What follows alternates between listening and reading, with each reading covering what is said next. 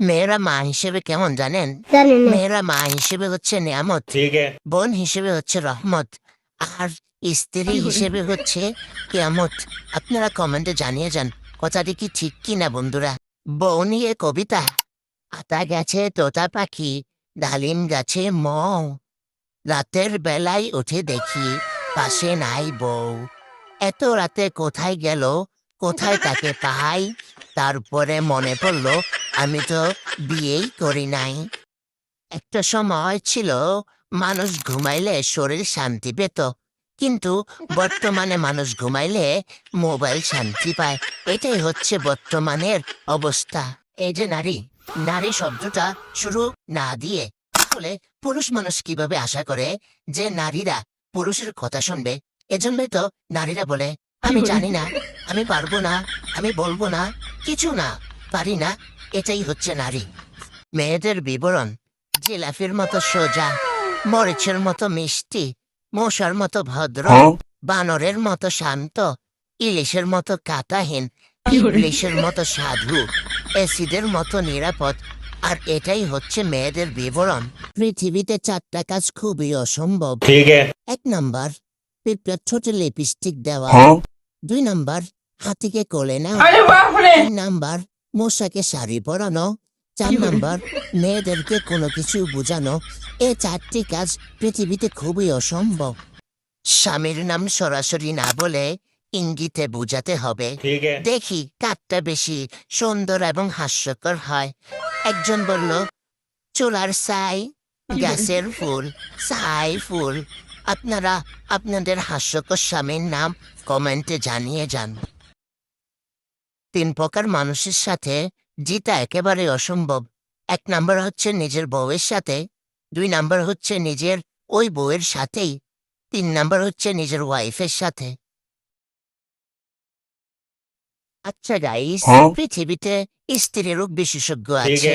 কিন্তু স্বামী রোগ বিশেষজ্ঞ নাই কেন? জানি না। বেচারা স্বামীদের কি রোগবেলা কিছু হয় না? কমেন্টে জানিয়ে যাবেন। বউয়ের কিছু মূল্যবান অস্ত্র: চিৎকার হলো ক্ষেপণাস্ত্র, নখ হলো মরণাস্ত্র, সন্দেহ হলো বায়ু অস্ত্র, আর রাগ হলো অগ্নি অস্ত্র। আর এই অস্ত্রগুলোর সামনে স্বামী হলো বেচারা নিরস্ত্র। উত্তর শুনে বেহুশ হবেন না। টিচার আমাকে প্রশ্ন করলো, তোমার প্রিয় বইয়ের তালিকায় কি কি বই আছে? ठीक है। আমি উত্তর দিলাম, স্যার 2টা বই আছে, একটা হলো ফেসবুক আর একটা হলো বাবার চ্যাটবুক। ভুল মানুষকে বিয়ে করলে শহীদ দিবস, অলস মানুষকে বিয়ে করলে শ্রমিক দিবস, ধনী মানুষকে বিয়ে করলে খরচা দিবস, অপরিণত মানুষকে বিয়ে করলে শিশু দিবস, আর অবিবাহিত থাকলে স্বাধীনতা দিবস। একটা জিনিস চিন্তা করছেন, জামা কাপড় আয়রন করা মেশিনকে স্ত্রী বলা হয়, ठीक है। ঠিক তেমনি আমাদের বিয়ে করা বউকেও স্ত্রী বলা হয়। মানে এরা 2জন যমজ বোনের মতো। একজন এলোমেলো জামা কাপড় সোজা করে, আরেকজন এলোমেলো স্বামীকে সোজা করে। আর এটাই হচ্ছে স্ত্রীদের কাজ। ভালো স্বামী কাকে বলে জানেন? জানি না। যে ব্যক্তি বিয়ের পর থেকে আজ পর্যন্ত আপনাকে কখনোই শত্রুর অভাব বুঝতে দেয় না, সবসময় হাড়ির তলার মতো আপনার সাথে লাইয়ে রয়েছে, তাকেই বলে ভালো স্বামী। সব শাশুড়িরা হলো জমিদার বংশের মেয়ে, তালুকদার বংশের মেয়ে, খান বংশের মেয়ে, চৌধুরী বংশের মেয়ে। আর যত বৌমা আছে তারা হলো ফকিন্নি বংশের মেয়ে। বিয়ের করে মেয়েরা তার স্বামীকে শান্তিতে থাকতে দেয় না কেন জানেন? জানি না। বিয়ে শান্তির জিনিস ভেবে যদি আরেকটা বিয়ে করে আনে, এই ভয়ে মেয়েরা তার স্বামীকে শান্তিতে থাকতে দেয় না। একটা জিনিস চিন্তা করছেন, মেয়েদের সব জায়গায় চাকরি হলেও ফায়ার সার্ভিসে চাকরি হয় না? কারণ কি জানেন? জানি না। তারা আগুন ধরাইতে জানে কিন্তু নিবাইতে জানে না।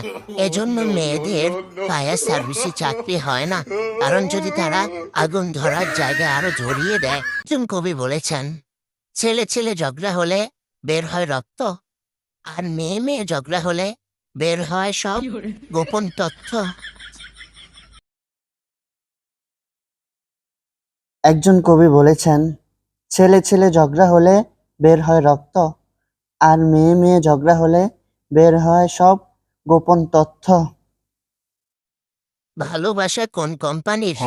ভালোবাসা হলো চায়না কোম্পানি, টিকলে সারা জীবন টিকে, আর না টিকলে 2 দিনও টিকে না, কারণ এর কোনো গ্যারান্টি ওয়ারেন্টি নাই। শ্বশুর বাড়িতে জামাই আদর করার কারণ কি জানেন? শ্বশুর বাড়িতে খুব খাতির যত্ন করার কারণ কি জানেন? কারণ তাদের 20 বছরের পর্যন্ত সহ্য করা তুফান মেয়েটাকে জামাইয়ের ঘাড়ে ঝুলিয়ে দেওয়া হয়েছে। সেজন্যই পুরুষদের পূর্বপুরুষ আছে, কিন্তু নারীদের পূর্ব নারী নাই কেন?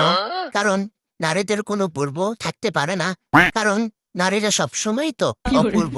সেজন্য তাদের কোনো পূর্ব নারী থাকে না। বর্তমানে দেশের অবস্থা, একজন দেশে টাকা মেরে গেছে, তাতে কোনো সমস্যা নেই। একজন রেপ করে ঘুরতেছে, তাতেও কোনো সমস্যা নেই। একজন মার্ডার করে ঘুরতেছে, তাতেও কোনো সমস্যা নেই। কিন্তু কি পুলিশ ধরতেছে কারে? যার মাথায় হেলমেট নেই তাকে।